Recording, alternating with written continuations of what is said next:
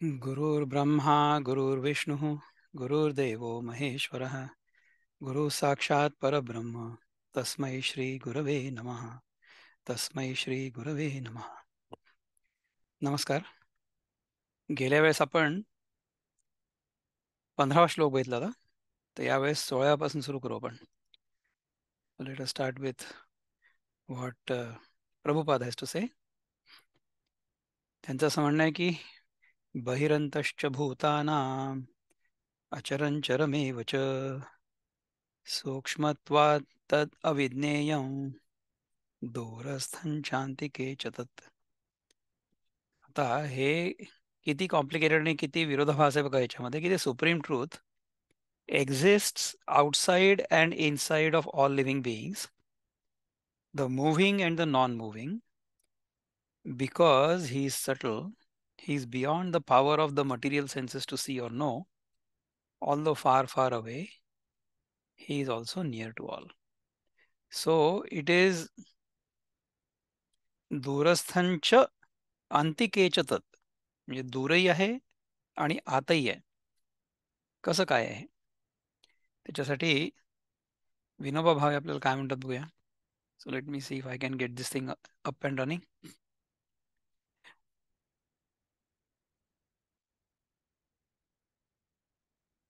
Loading viewer.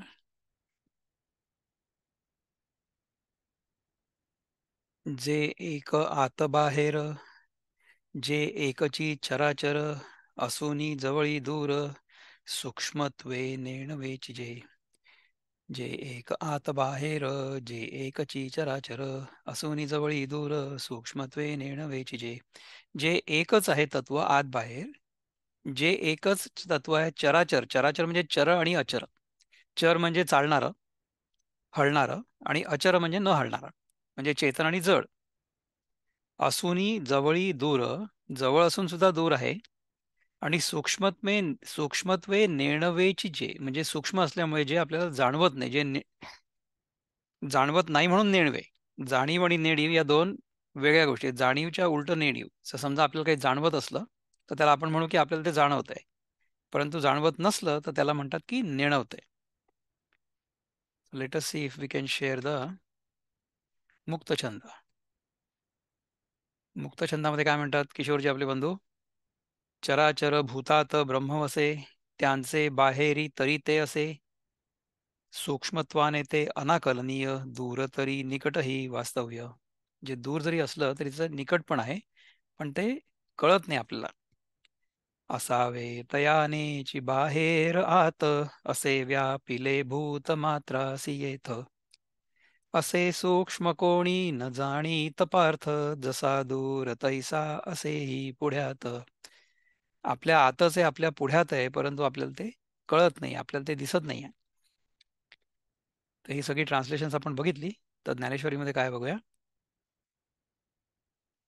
ते भूतमात्रांच्या बाहेर आहे, आत आहे, ते अचर आहे, चर आहे. सूक्ष्मत्वामुळे ते पूर्णपणे जाणण्याला अशक्य आहे. ते दूर आहे, समीप आहे. म्हणजे किती याच्यामध्ये विरोधाभास, की हेही आहे तेही आहे. हे आपल्याला अगदी जवळ असून सुद्धा जाणवत पण नाहीये, पण ह्याच्या व्यतिरिक्त दुसरं काही जाणवत पण नाहीये. म्हणजे आपल्याला जे जाणवत आहे ते ते नसून भलतंच काहीतरी आहे असं आपल्याला वाटतंय. दॅट इज द क्लासिक मोह. जे चराचर भूता, माझी असे पंडुसुता, नाना वनी उष्णता अभेदे जैसी. अर्जुना, अनेक अग्नीतून जशी एकच उष्णता भेदरहित रूपाने असते. अग्नी कुठलाही असला तरी सुद्धा त्यातली जी उष्णता आहे ती भेदरहित, म्हणजे या अग्नीमधली उष्णता वेगळी आणि त्या अग्नीमधली उष्णता वेगळी असं नाहीये. दोन्ही अग्नींमधली उष्णता एकच आहे. अर्जुना, अनेक अग्नीतून जशी एकच उष्णता भेदरहित रूपाने असते, तसं काय तैसेनी अविनाश भावे.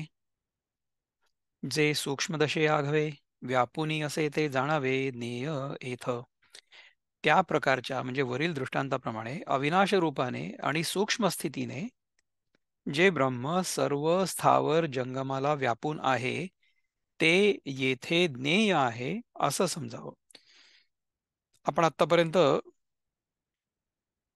ज्ञेय म्हणजे काय? ज्ञेय म्हणजे सम ऑब्जेक्ट ऑफ नॉलेज. ज्ञाता म्हणजे मी, म्हणजे नोअर. ज्ञेय म्हणजे whatever I want to know or I would like to know. तर आता समजा माझ्या हातामध्ये हा टेलिफोन असेल, तर हा टेलिफोन म्हणजे ज्ञेय झालं आणि मी ज्ञाता. आणि हा टेलिफोन आहे हे मला माहिती आहे, ह्याला म्हणतात ज्ञान. सो नोअर, नोन आणि नॉलेज. ज्ञाता, ज्ञेय आणि ज्ञान, ह्या तीन गोष्टी आपण शिकलो ना. तर ब्रह्म म्हणजे जे तत्व सगळीकडे व्यापून आहे, ते तत्व ओळखण्यासाठी आपण जर असं म्हटलं की ते म्हणजे ज्ञेय आहे, तर तशा प्रकारे आपल्याला ते ओळखता येईल का? तशा प्रकारे आपल्याला ते नाही ओळखता येणार. कारण ज्याच्या आधारावर आपण हे ज्ञान प्राप्त करतोय, ज्याच्या आधारावर आपण हे ज्ञान प्राप्त करतोय, तो आधार म्हणजेच ब्रह्म आहे. थोडा विचार करा. समजा सूर्यप्रकाश बाहेर, इथे आमच्या इथे चांगला छान सूर्य आहे आज. त्या सूर्याला समजा आपण आरसा दाखवला, सूर्याला समजा आरसा दाखवला, तर आरशामध्ये काय दिसेल? सूर्यच दिसेल ना. तर ते आता आरशामध्ये सूर्य जो आहे ना, त्या सूर्यामधनही प्रकाश पडतो. ओरिजिनल सूर्य, आरशामधला प्रकाश आणि आरशामधल्या सूर्यानी सगळीकडे प्रकाश पडू शकतो. समजा आपण आरसा हातात घेतला आणि फिरवला इकडे तिकडे, तर त्या सूर्याचा प्रकाश जिकडे तिकडे फिरतो. असं होतं ना. तर तसं आपण आहोत. आपण म्हणजे आपण जे स्वतःला वेगळं समजतो ना, आय ॲज द इंडिव्हिज्युअल आणि आय ॲज द नोअर. हा नोअर जो आहे तो त्या रिफ्लेक्टेड प्रकाशासारखा आहे. तर त्या रिफ्लेक्टेड प्रकाशामध्ये सुद्धा काही दिसू शकतं आपल्याला. आणि समजा आपल्याला तो ओरिजिनल प्रकाश माहिती नसेल, तर आपल्याला असं वाटेल की हाच सूर्य आहे, असं होईल ना. परंतु हा प्रकाश समजा पुन्हा सूर्याकडे गेला, तर काय होईल? तर अशा लक्षात येईल की हा त्याच्यापेक्षा वेगळा नाहीच आहे. जोपर्यंत हा प्रकाश इतर गोष्टींना प्रकाश देत असतो किंवा प्रकाशित करत असतो, so as long as this light is illuminating other objects, it may appear that this is the illuminer and that is the illumined, but this light is actually a reflection of that light. लक्षात येते? आपल्याला जे वाटतं ना, की मी जाणणारा आणि ही वस्तू जाणली जाणारी वस्तू, या दोन्ही गोष्टी ज्या आहेत ना, त्या त्याच्याचमुळे प्रकाशित होतात. सूर्यप्रकाशामध्येच ही पण वस्तू प्रकाशित होते आणि ही पण वस्तू प्रकाशित होते. परंतु या वस्तूमध्ये ज्ञाता हा भ्रम उत्पन्न होतो. So I as the individual knower is the illusion created in my on mind. माझ्या मनामध्ये असा भ्रम निर्माण होतो की मी जो ज्ञाता आहे तो मी एक वेगळा ज्ञाता आणि बाकी तुम्ही सगळे लोक म्हणजे वेगळे ज्ञाते. So I as one individual knower or sentient being and you as another knower and sentient being. ते तसं नाही आहे. We are all reflections of the same consciousness. We are all reflections of the same ब्रह्म. आपलं जे आधाराचं तत्व आहे किंवा ज्या तत्वावर आपण सगळेजण आधारलेलो आहोत. So we are dependent on one reality. That one reality is Brahma.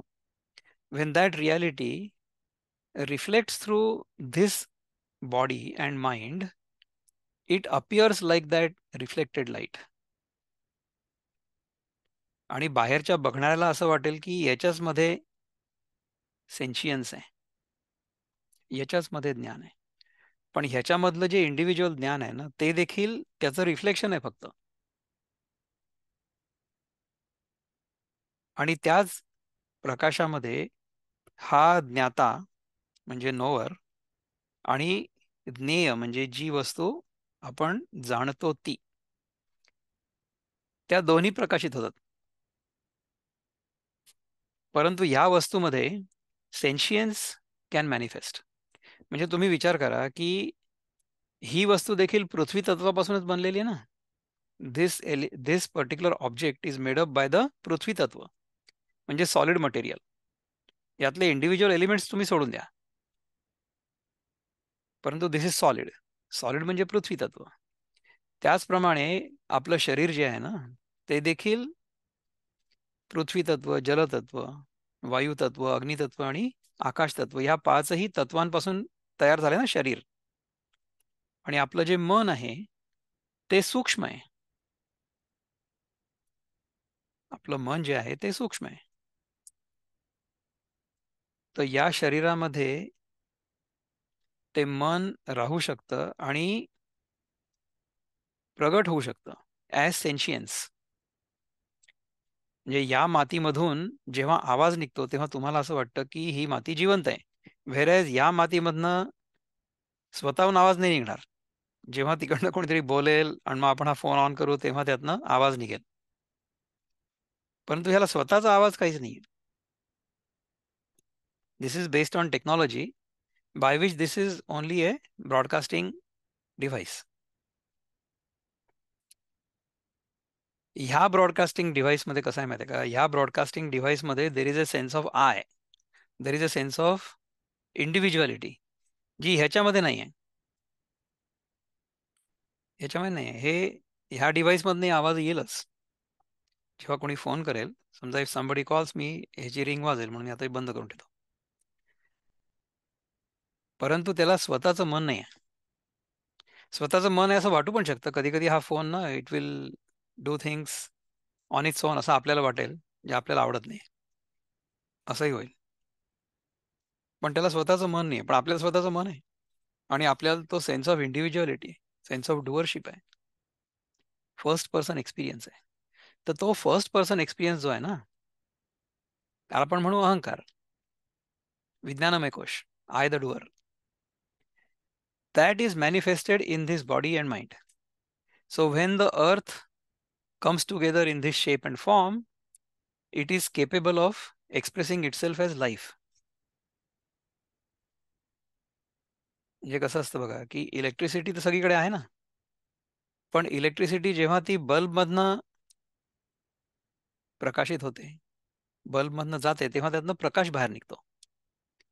तर तीच इलेक्ट्रिसिटी जेव्हा पंख्यामधनं प्रवाहित होते, तेव्हा मॅग्नेटिझम मॅनिफेस्ट होतो आणि तो पंखा फिरतो. तीच इलेक्ट्रिसिटी जेव्हा रेफ्रिजरेटरमधनं पास होते तेव्हा एखादी वस्तू थंड होते.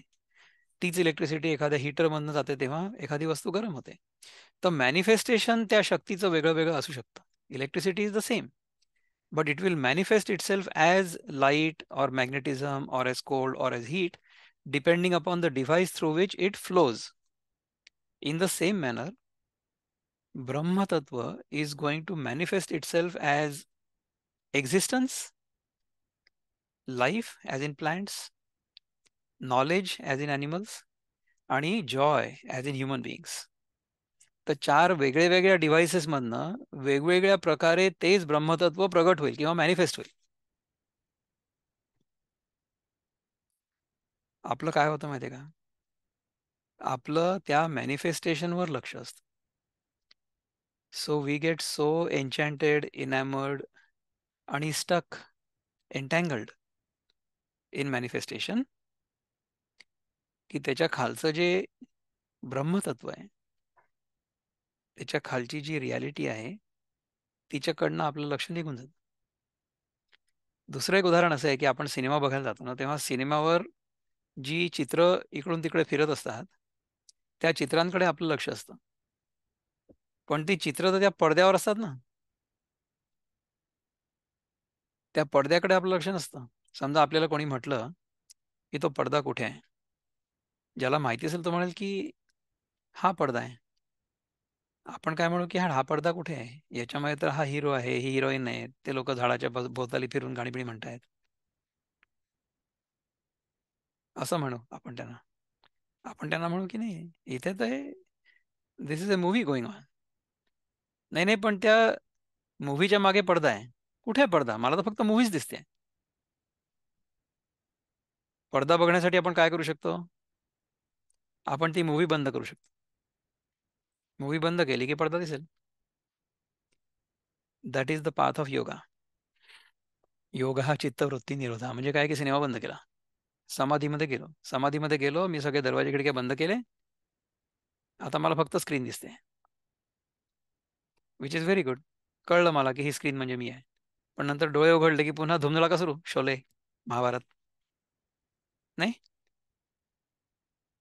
पण अद्वैत आपल्याला काय सांगतो?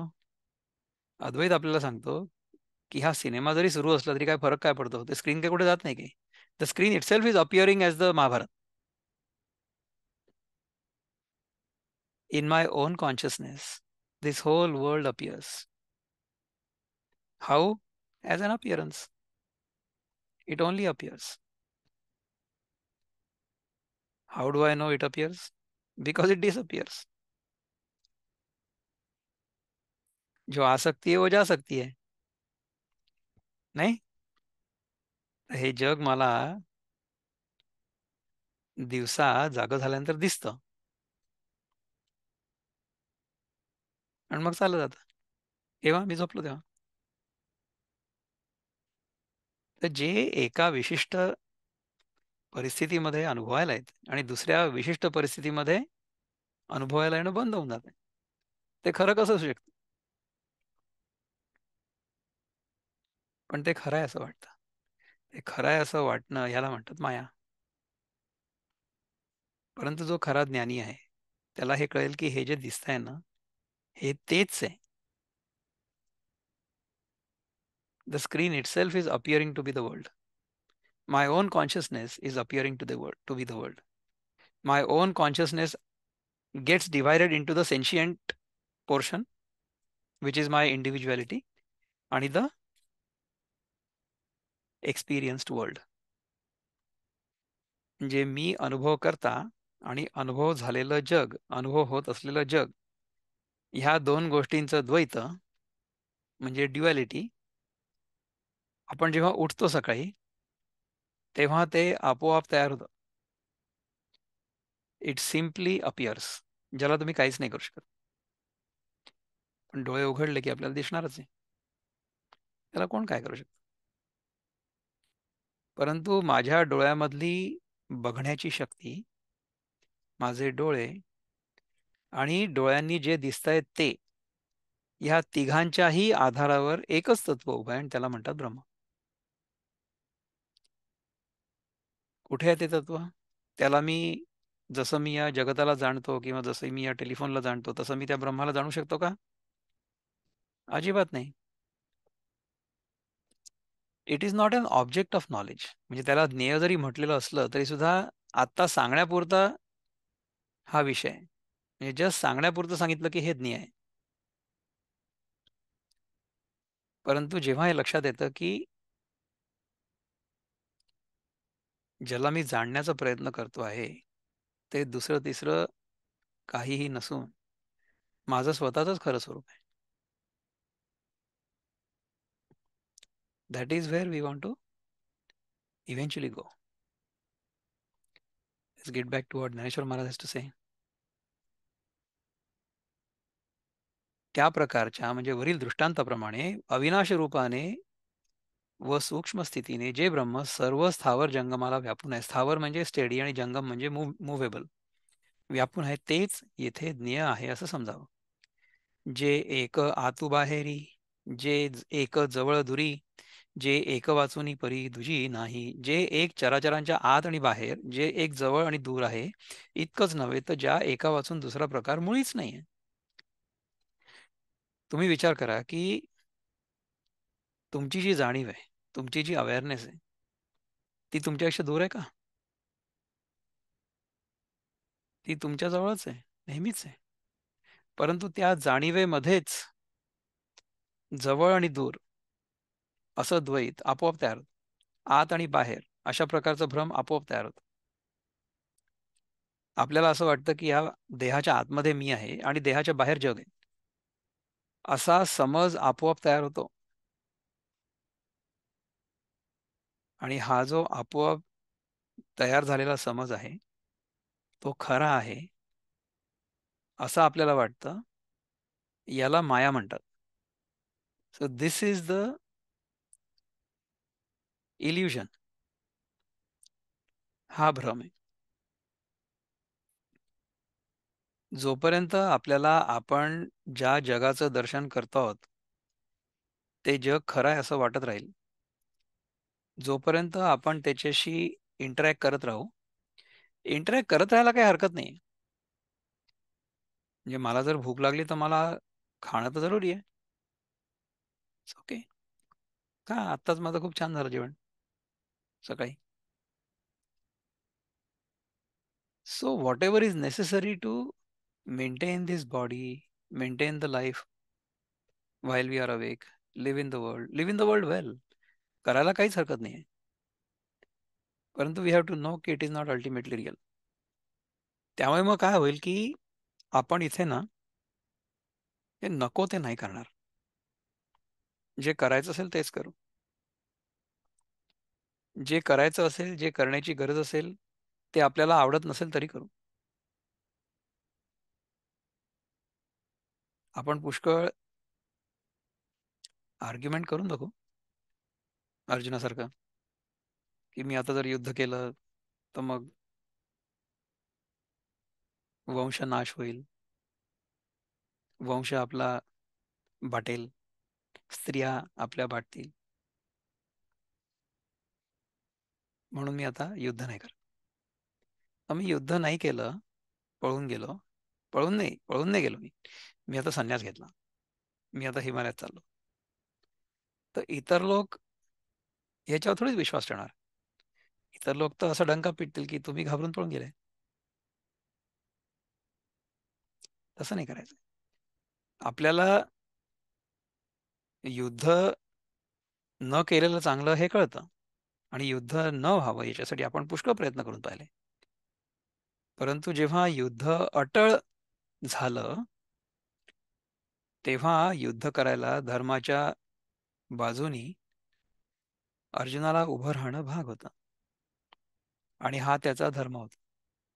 हा त्याचा क्षात्र धर्म होता. आणि तो धर्म जरी आपल्याला आवडत नसेल किंवा तेवढ्यापुरतं असं वाटत असेल की हे नाही करायला पाहिजे,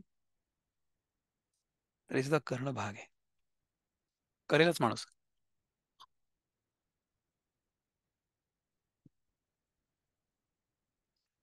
तर जर आपल्याला कळलं व्यवस्थित की आपण कोण आहोत, आपल्याला कळलं व्यवस्थित की हे जगत काय आहे, याचा आधार काय आहे, याचं अधिष्ठान काय आहे, हे जर कळलं तर आपण जे करायचं ते करू व्यवस्थित. क्षीरसागरीची गोडी माझी बहु थडी थोडी, हे नाही तया परवडी पूर्ण जेगा.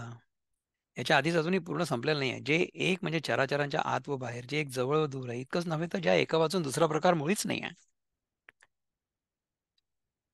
सगळ्यांमध्ये तेच तत्व आहे.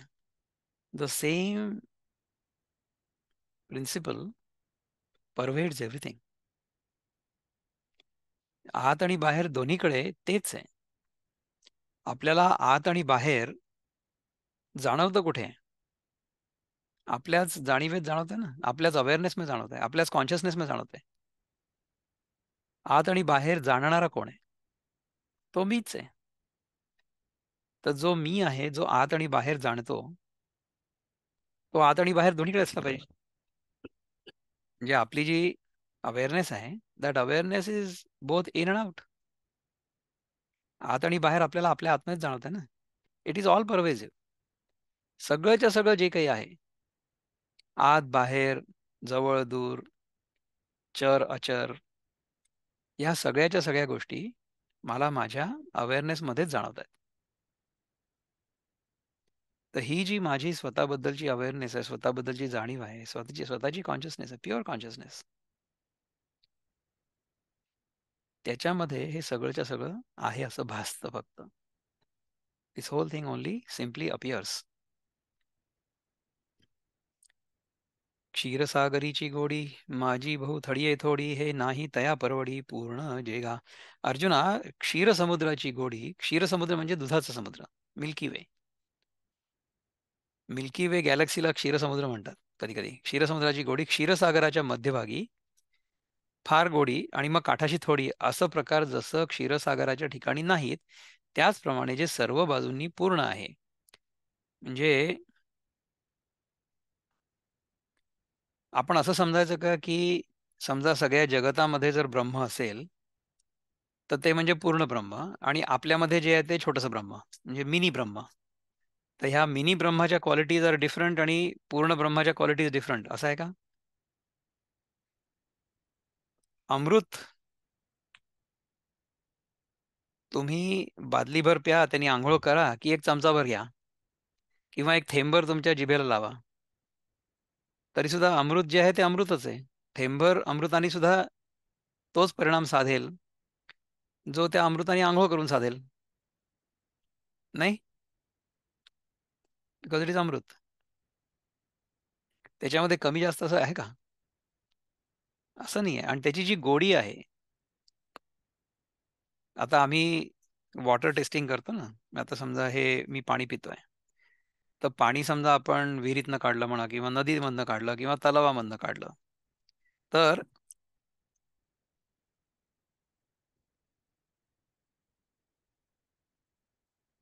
आपण काही त्या सगळ्या पूर्ण तलावाचं परीक्षण नाही करत. आपण काय करतो, की त्या तलावामधनं एक सॅम्पल घेऊन येतो, रिप्रेझेंटेटिव्ह सॅम्पल, आणि ते सॅम्पल आपण लॅबोरेटरीमध्ये टेस्ट करतो आणि मग बघतो की त्याच्यामध्ये टेम्परेचर किती आहे, पीएच किती आहे, त्याच्यामध्ये डिझॉल्व्ड सॉलिड्स किती आहेत, सस्पेंडेड सॉलिड्स किती आहेत, त्याच्यामध्ये कॅल्शियम कंटेंट किती आहे, आयरन कंटेंट किती आहे. अशा प्रकारच्या गोष्टी आपण टेस्ट करतो. आणि टेस्ट आणि ऑर्डर पण असतं. त्या पाण्याला चव असते. टेस्ट आणि ऑर्डर. तर आपल्याला सगळ्या पूर्ण समुद्राची चव बघायची असेल, तर एक छोटासा चमचाभर घेऊन चव बघितली तर कळतं. तर किनाऱ्यावर ते कमी गोड आणि मध्यभागी गेल्यानंतर ते जास्त गोड, असं असतं का? असं नाही आहे. दोन्हीकडे गोडी सारखीच आहे. त्याचप्रमाणे ब्रह्म जे आहे ते सर्वव्यापी असल्यामुळे सगळीकडे ते सारखंच आहे. ते फक्त प्रगट वेगवेगळ्या प्रकारे होतं. That is all. It only appears or manifests differently. तुम्ही जर विचार केला तर अगदी फंडामेंटली विचार केला ना, तर ह्या जगामध्ये समजा if you look at matter, matter is composed of, म्हणजे आपण जे केमिस्ट्रीमध्ये शिकलो होतो लहानपणी, न्यूट्रॉन्स, प्रोटॉन्स आणि इलेक्ट्रॉन्स. न्यूट्रॉन्स आणि protons are in the nucleus of an atom, आणि electrons will rotate or they will move around the nucleus. They can go wherever they want within their energy levels. तर त्यांचे पण levels असतात आणि त्याचं पण model आहे सगळं. म्हणजे त्याच्या बेसिसवर केमिकल रिॲक्शन्स वगैरे मॉडेल करू शकतो आपण. इलेक्ट्रॉन्स कसे इकडून तिकडे पास होतात वगैरे, ह्या बेसिसवर आपण ते सगळं समजू शकतो. फंडामेंटली सांगायचं झालं तर ज्या प्रकारे हे न्यूट्रॉन्स, इलेक्ट्रॉन्स आणि प्रोटॉन्स, न्यूट्रॉन्स म्हणजे ज्याला काही चार्ज नसतो, त्यांच्यावर पॉझिटिव्ह किंवा निगेटिव्ह असा चार्ज नसतो. इलेक्ट्रॉन्समध्ये निगेटिव्ह चार्ज असतो आणि प्रोटॉन्समध्ये पॉझिटिव्ह चार्ज असतो. तर हे जे कण आहेत, ऊर्जेचे कण, एनर्जी पार्टिकल्स, ते ज्या प्रकारे एकत्र येतात आणि ज्या संख्येने एकत्र येतात, त्यानुसार तेच वेगळे वेगळे दिसायला लागतात. म्हणजे कालच आमची चर्चा सुरू होती की नायट्रोजन आणि ऑक्सिजन आणि कार्बन हे तीन खूप महत्वाचे घटक आहेत आपल्या ऑर्गॅनिक केमिस्ट्रीमध्ये किंवा आपल्या जगामध्ये. सगळ्यात जास्त प्रेव्हलंट आणि हायड्रोजन. हायड्रोजन, ऑक्सिजन, कार्बन आणि नायट्रोजन, ह्या चारवर मोस्टली जग चालतं. ओके. तर हायड्रोजनमध्ये एकच प्रोटॉन असतो आणि एकच इलेक्ट्रॉन असतो. तर एक प्रोटॉन आणि एक electron, hydrogen. The smallest of all elements, the first element hydrogen. आता त्याचं गणित असं असतं की समजा त्या न्यूक्लियसच्या खूप जवळ असला इलेक्ट्रॉन, म्हणजे हा एक प्रोटॉन न्यूक्लियसमध्ये आहे त्याच्यामध्ये, आणि न्यूट्रॉन नाहीच आहे. हायड्रोजनमध्ये फक्त पॉझिटिव्ह आणि निगेटिव्ह एनर्जी चार्जेस आहे, दॅट्स इट. तर जी ही पहिली एनर्जी लेव्हल आहे right close to the nucleus, त्याच्यामध्ये 2 इलेक्ट्रॉन्स राहू शकतात फक्त. त्याच्यापेक्षा जास्त जर असले तर मग ते दुसऱ्या पलीकडच्या एनर्जी लेव्हलमध्ये असतात. So they go slightly further away from the nucleus. हा रसायनशास्त्राचा किंवा भौतिकशास्त्राचा सिद्धांत आहे. याला तुम्ही काही नाही करू शकत. This how it is. तर 2 जर असले ह्या पहिल्या एनर्जी लेव्हलमध्ये तर हा हायड्रोजन स्टेबल होतो. म्हणून हायड्रोजन एका इलेक्ट्रॉनशी आणि एका प्रोटॉनशी राहत नाही. तो काय करतो, दुसऱ्या हायड्रोजन सोबत जॉईन होतो. म्हणून आपण हायड्रोजन नेहमी जो आहे ना तो H2 म्हणून संबोधतो त्याला. H2 is hydrogen. Then what they do is each hydrogen will share its electron with the other. म्हणजे काय होतं की ते 2 पॉझिटिव्हली चार्ज न्यूक्लिया आहे, 2 ती केंद्र ज्याच्यामध्ये एक एक पॉझिटिव्ह चार्ज आहे, आणि एक एक निगेटिव्ह चार्ज जो दोन्हीकडे फिरतोय तो एकत्र आला, त्यामुळे ते दोघंही जण ते शेअर करतात तो निगेटिव्ह चार्ज. म्हणजे हे 2 पॉझिटिव्ह चार्जेस आणि 2 निगेटिव्ह चार्जेस हे एकत्र राहतात नेहमी. अशी रचना आहे हायड्रोजनची. तुम्ही जर कार्बनपर्यंत आलात तर कार्बनमध्ये काय असतं की न्यूक्लियसमध्ये फक्त 4 प्रोटॉन्स असतात आणि त्याच्यासोबत 4 न्यूट्रॉन्स पण असतात. सॉरी, कार्बनमध्ये 6 प्रोटॉन्स असतात, 4 नाही 6. तर त्या 6 प्रोटॉनच्या सोबत 6 इलेक्ट्रॉन्स पण पाहिजे ना फॉर इलेक्ट्रॉन न्यूट्रॅलिटी. म्हणजे नाही तर मग काय होईल की शॉक बसेल ना. असं जगामध्ये शॉक नाही बसत कुठेच. तो कार्बन जो आहे त्याच्या न्यूक्लियसमध्ये टोटल 6 प्रोटॉन्स आहेत, 6 न्यूट्रॉन्स आहेत, आणि त्या केंद्राभोवती 6 इलेक्ट्रॉन्स फिरत असतात सारखे. त्यापैकी 2 जे असतात ते त्याच्या अगदी जवळ असतात लोएस्ट एनर्जी लेव्हलमध्ये, आणि बाकीचे 4 जे असतात ते फिरत असतात. तर जे लोएस्ट एनर्जी लेव्हल आहे त्याच्यामध्ये फक्त 2, आणि जे शेवटचं कुठलंही शेवटचं जर एनर्जी लेव्हल असेल तर तिथे समजा 8 इलेक्ट्रॉन्स असले तर ते सगळ्यात जास्त स्टेबल असतं. त्यामुळे हा कार्बन काय करतो माहिती आहे का? कार्बन असं करतो की तो अशा लोकांशी मैत्री करण्याचा प्रयत्न करतो की जे त्याला इलेक्ट्रॉन्स देऊ शकतील. तर तो काय करू शकतो, तो 4 हायड्रोजन्सना एकत्र करू शकतो आपल्या भोवताली. तर कार्बनमध्ये आणि 4 हायड्रोजन त्याच्या आजूबाजूला. तर ते 4 हायड्रोजन जे असतात ना ते एक एक इलेक्ट्रॉन आपला शेअर करतात, त्याच्याजवळ शेअर करतात. आणि कार्बन एक एक इलेक्ट्रॉन एक्स्ट्रा आल्यामुळे पूर्ण होतो, म्हणजे 4चे 8 होतात. 4 हायड्रोजनला एकत्र आणलं ना त्यांनी, सो इट बिकम्स CH4 म्हणजे मेथेन. आता आधी जी वस्तू होती त्याच्यामध्ये काय होतं, त्याच्यामध्ये 6 प्रोटॉन्स, 6 इलेक्ट्रॉन्स, 6 न्यूट्रॉन्स होते एका साईडला हे कार्बन. दुसऱ्या बाजूला 4 हायड्रोजन होते, म्हणजे एक प्रोटॉन एक इलेक्ट्रॉन, एक प्रोटॉन एक इलेक्ट्रॉन, एक प्रोटॉन एक इलेक्ट्रॉन, एक प्रोटॉन एक इलेक्ट्रॉन, असं झालंय. यांच्या प्रॉपर्टीज, यांचे गुणधर्म टोटली वेगळे होते. परंतु जेव्हा हे एकत्र आले तेव्हा CH4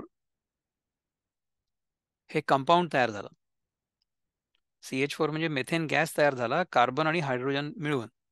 एका कार्बनसोबत जेव्हा 4 हायड्रोजन मिळतात तेव्हा जे तयार होतं त्याला मेथेन म्हणतात. आता ह्या मेथेनच्या प्रॉपर्टी सगळ्या वेगळ्या आहेत. Methane is a combustible gas, methane is an energy source. तर मेथेन तुम्ही जो गॅस आहे तो तुम्ही जाळू शकता. You can actually burn it to get energy out of it. हा मेथेन तुम्ही बर्न केला तर CH4 will get converted into CO2 plus H2O. जास्त झाली का केमिस्ट्री ही? सांगण्याचा अर्थ हा आहे की ह्या कार्बनच्या मूलभूत जागी काय आहे? इलेक्ट्रॉन्स, प्रोटॉन्स आणि न्यूट्रॉन्स. हायड्रोजनच्या मूलभूत जागी काय आहे? इलेक्ट्रॉन्स आणि प्रोटॉन्स. ऑक्सिजनच्या जागी काय आहे? ऑक्सिजनमध्ये काय असतं माहिती आहे का? ऑक्सिजनमध्ये 8 असतात, 8 प्रोटॉन्स आणि 8 इलेक्ट्रॉन्स आणि 8 न्यूट्रॉन्स पण असतात.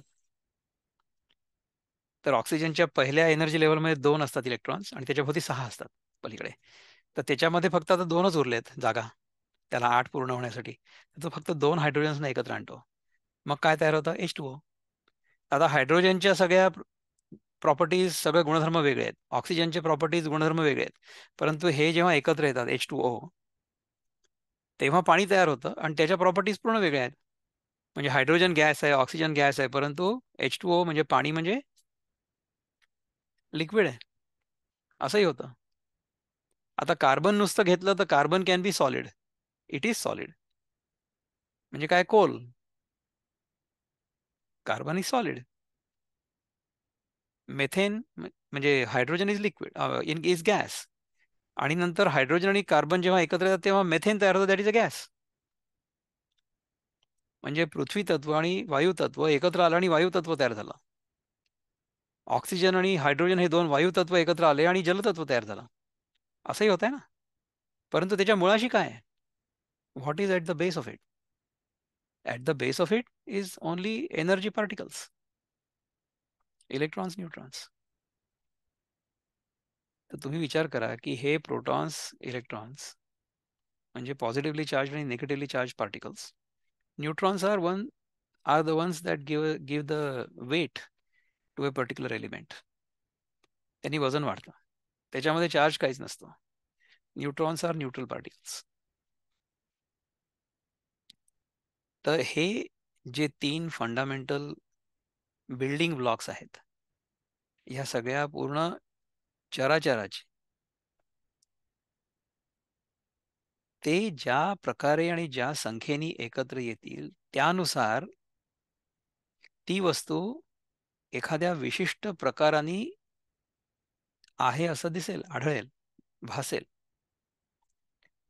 परंतु सगळ्या वस्तूंच्या मुळाशी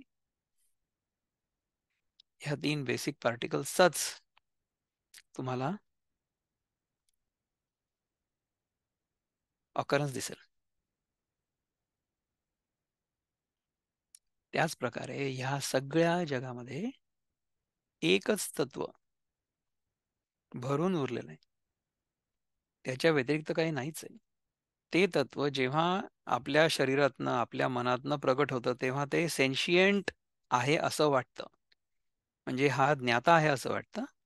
आणि हे जे जग आपल्याला दिसतंय ते सगळं ह्या ज्ञाताला होत असणारं ज्ञान आहे किंवा हे ज्ञेय आहे.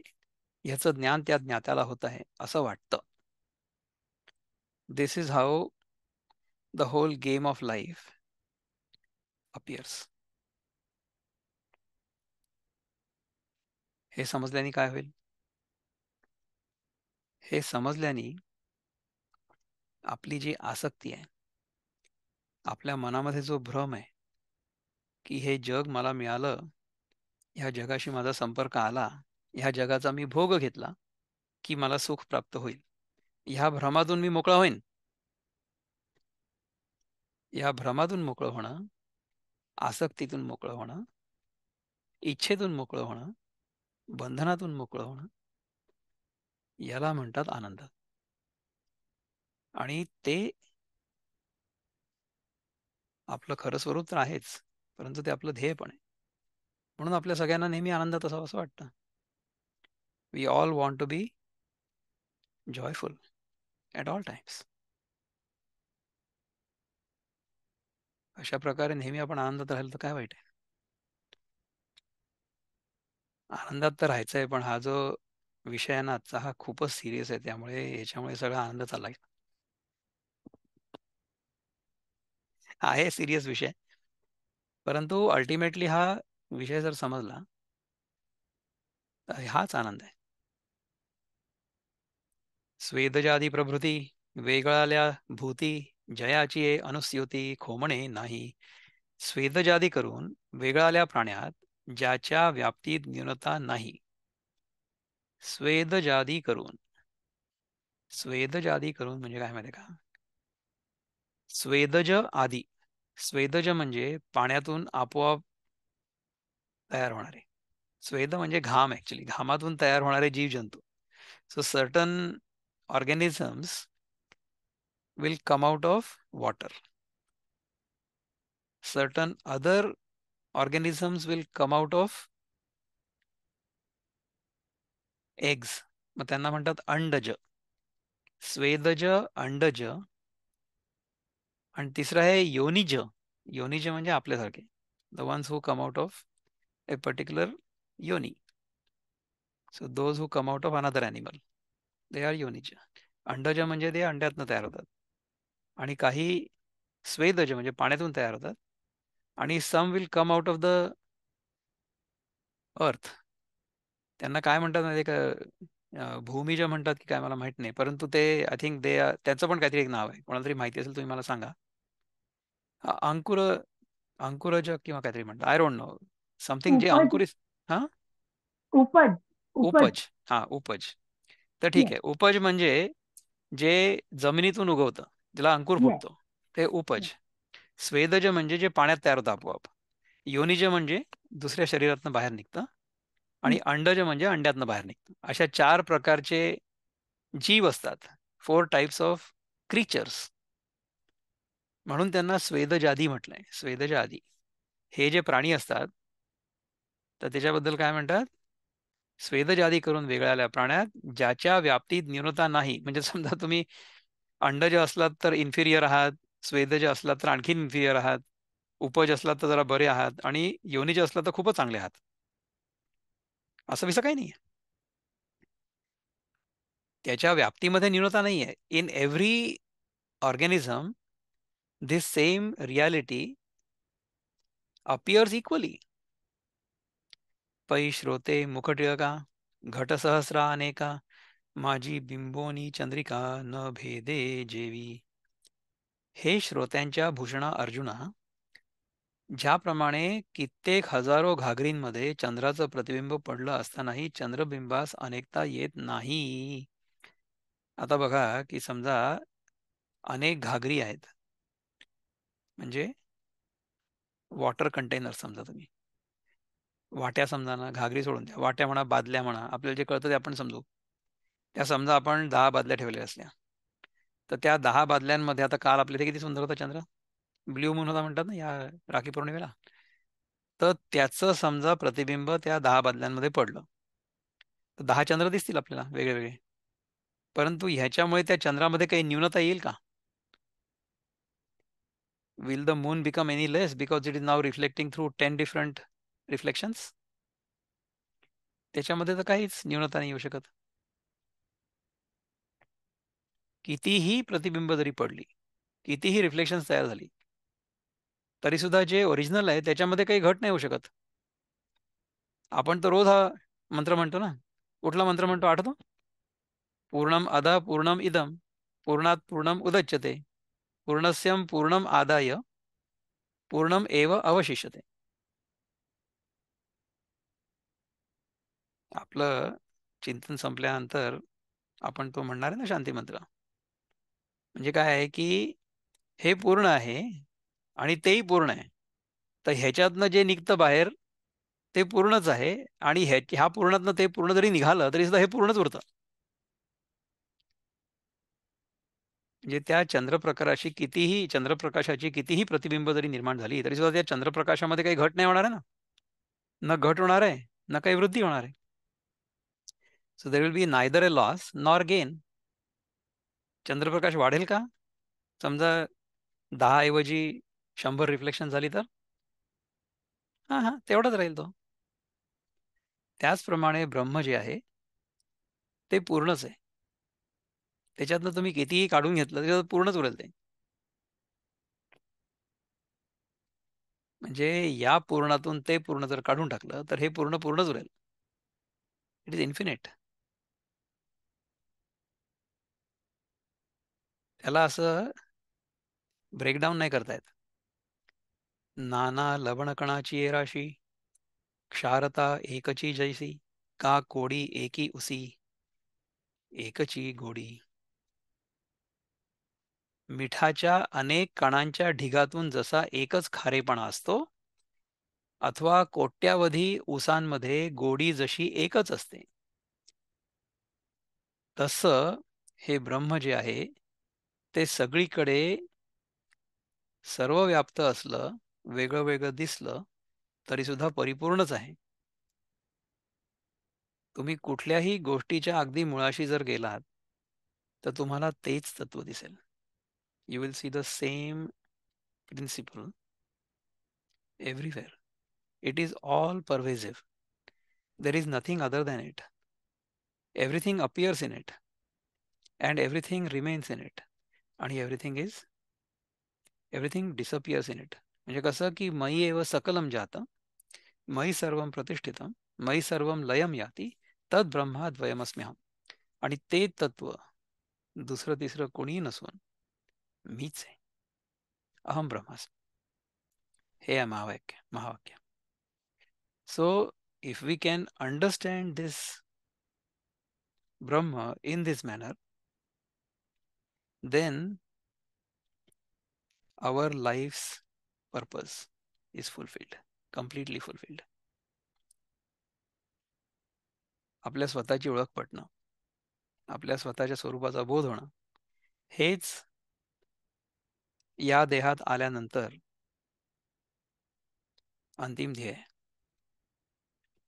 या देहात आल्यानंतर आपण त्याच्यापेक्षा वेगळे आहोत हा भ्रम नाहीसा होणं शक्य आहे.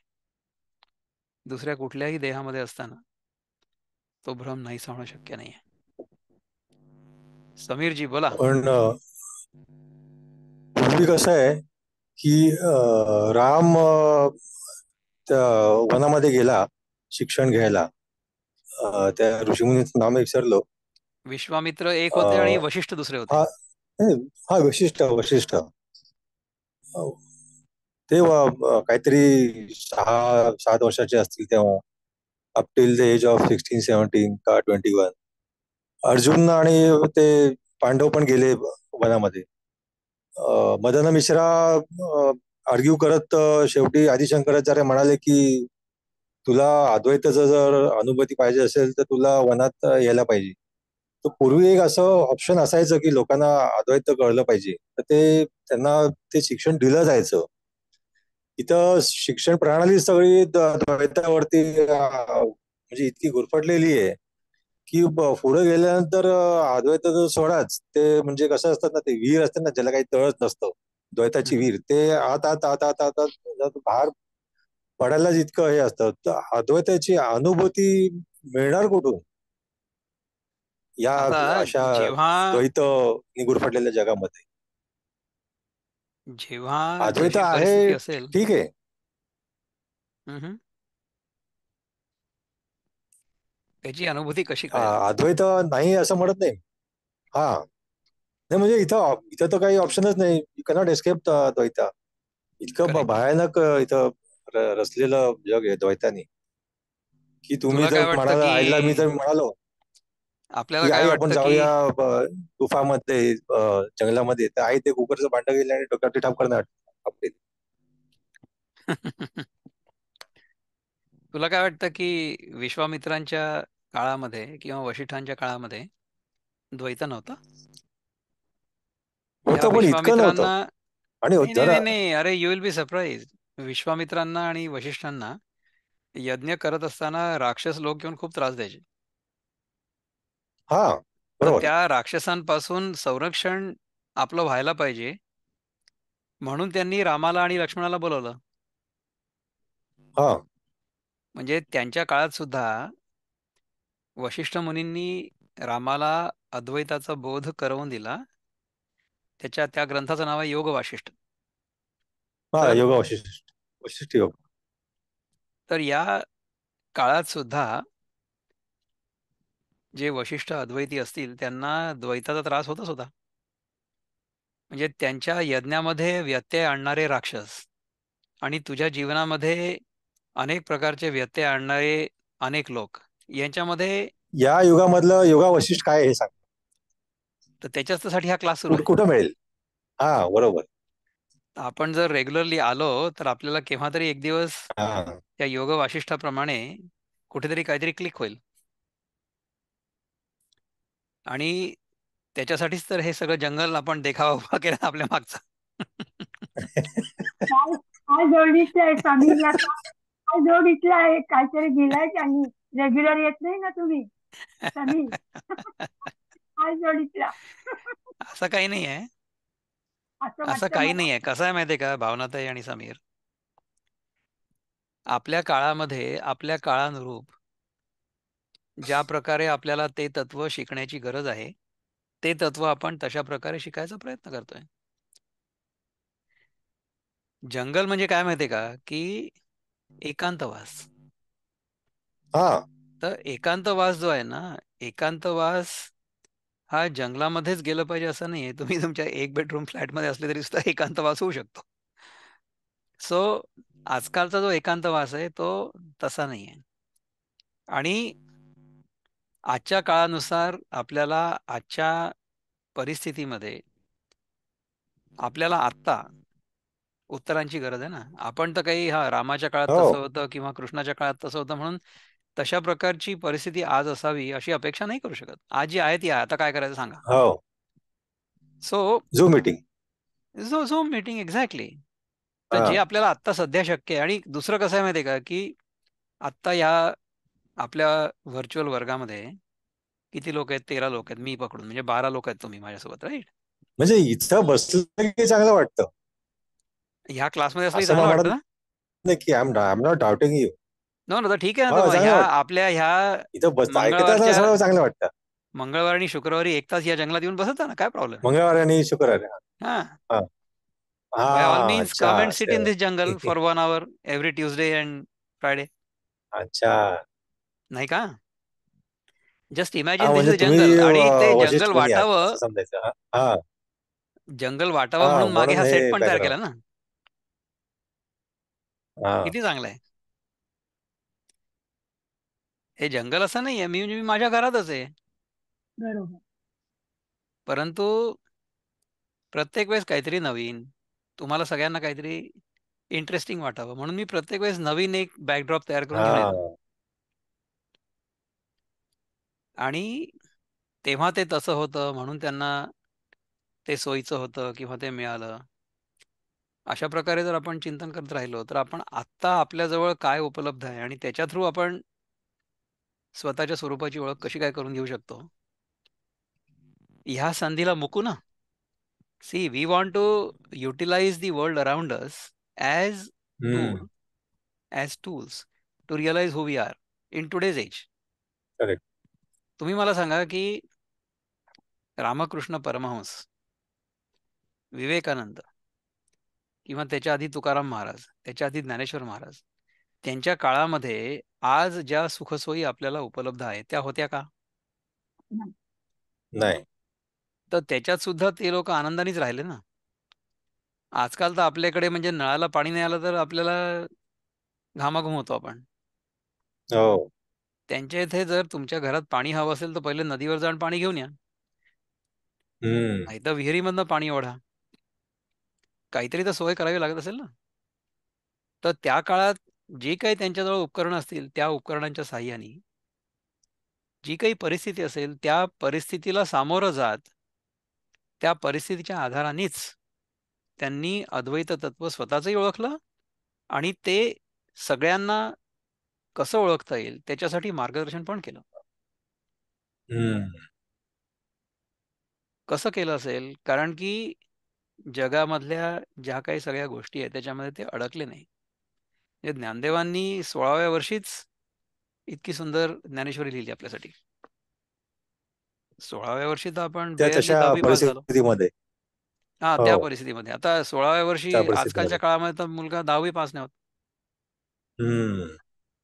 So in challenging circumstances Dnyandev Maharaj was capable of writing such a beautiful expanded version of Bhagavadgita. आपल्याला एवढ्या सगळ्या सुखसुविधा आहेत, टूल्स आहेत, उपकरणं आहेत आपल्याजवळ. हम्म. Information is available at our finger tips. म्हणजे ही ज्ञानेश्वरी विकत घ्यायला मला शोधायला जायला नको कुठल्या लायब्ररीमध्ये किंवा बुक स्टोअरमध्ये. ती ज्ञानेश्वरी मला इथल्या इथे उपलब्ध आहे. विनोबांची गीता इथल्या इथे उपलब्ध आहे, गीताई. तर हे सगळं असून सुद्धा जर मला अद्वैत तत्व नाही कळलं, तर ह्याचा अर्थ उपकरणांमध्ये काही कमी असं नाही आहे. कमी माझ्यामध्ये. हम्म. हम्म. So if we contemplate, if we try to get to the crux of what Naneshwar Maharaj is trying to tell us, we will realize ki that same divine principle existed during his time and it exists now. It will always exist. Why? Because it is beyond time. Time appears in that हम्म. divine principle as an illusion. अगदी काही काही ना गोष्टी समीर खूप fundamental आहेत. त्या जर आपण पकडल्या, त्या जर आपल्याला लक्षात आल्या, तर नंतर मग लक्षात येईल की गीता सुद्धा एक खूप सुंदर गोष्ट आहे. फक्त त्या गोष्टीमधून आपल्याला आपण कोण आहोत हे ओळखायचं. आणि ते ओळखल्यानंतर सुद्धा करायचं काय? तर आठवड्यातनं 2 दिवस, 1-1 तास आपण याचं चिंतन करायचं. सो दॅट तेच तत्व रिइन्फोर्स होतं. The same principle gets reinforced in our mind and we keep म्हणजे अद्वैत समजून तर घ्यायचंच, म्हणजे रिअलायझेशन तर करून घ्यायचंच. पण रोजच्या जीवनात जे काय लढत झगडत जे काय गरज असेल ते करत राहावं. हां, तीच कारण का दॅट शिकवण इज आहे ना ऑल्सो गीतेची. इसेन्शियल. हा, अद्वैत तत्व समजावून म्हणजे सांगितल्यानंतर बाहेरच्या सुद्धा म्हणजे द्वैताला गीता आणि अद्वैताला ज्ञानेश्वरी म्हणजे समजायचं असं असेल तर. नाहीये. नाही, नाही. अद्वैताचं तत्व समजून घ्यायचं आहे आणि अद्वैत तत्व असून सुद्धा द्वैतामध्ये व्यवहार तर करावाच लागेल ना. हा. अद्वैत तत्व जर समजलं, तर द्वैतामध्ये व्यवहार करणं जास्त सोपं होईल. अच्छा. म्हणजे मग काय होईल, की आपण त्याच्यामध्ये आपली शक्ती सगळी लावू आणि लाभ-हानीची हम्म. आपल्याला चिंता नाही राहणार. हा. म्हणजे भगवान काय सांगतात आपल्याला, की "सुख-दुःखे समे कृत्वा लाभालाभो जयाजयो ततो युद्धाय युज्यस्व हम्म. नैवं पापम अवाप्स्यसि." तुला जर हे कळलं, की इथे आपल्याला आपलं जे कर्तव्य कर्म आहे, आपला जो स्वधर्म आहे, तो कर्ताभाव न ठेवता कुठल्याही प्रकारची लाभ-हानी आपल्याला होईल त्याच्या आसक्तीने न करता करणं, याला म्हणतात गीता. तर जर आपल्याला कळलं, की इथे हम्म. आपल्याला लाभ-हानी काहीच होणार नाहीये, मग कशाला करायचं? कारण की तो माझा स्वधर्म आहे. मी या देहामध्ये, या कुळामध्ये, ह्या देशामध्ये, या धर्मामध्ये जन्माला आलेलो असल्यामुळे ह्या धर्माचं रक्षण करणं आणि या धर्माचं रक्षण करता करता समजा माझं शरीर नाहीच झालं तरी सुद्धा त्याचं रक्षण करणं हा हम्म. माझा स्वधर्म आहे. So if I understand this and if I live my life in this awareness, if I continue to do my duty, all the while walking on the path of dharma, not adharma, म्हणजे that of course, is also. Of course, हा. Of course. आणि अधर्म काय आहे? अधर्म हा आहे की जो मला माझ्या स्वरूपापासून दूर घेऊन जाईल. दॅट इज अधर्म.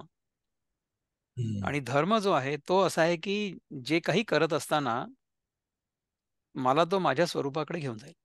हा धर्म आहे.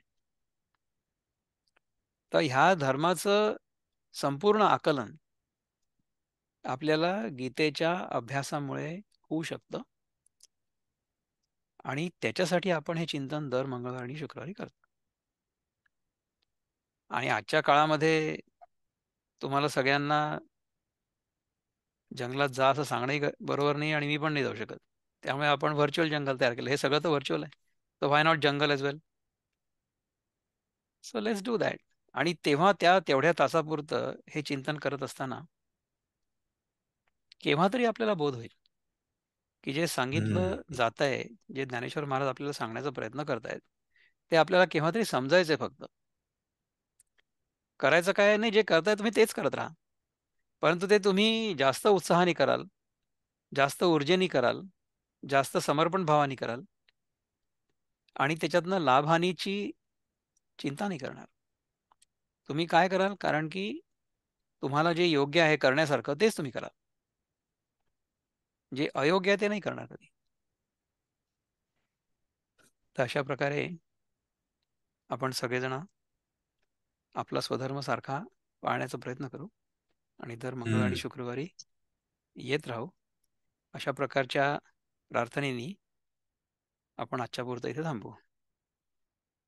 ओम पूर्णमद पूर्णमिदं पूर्णात् पूर्णमुदच्यते पूर्णस्य पूर्णमादाय पूर्णमेवावशिष्यते.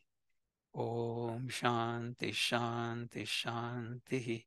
हरि ओम. श्री गुरुभ्यो नमः. हरि ओम. नमस्कार.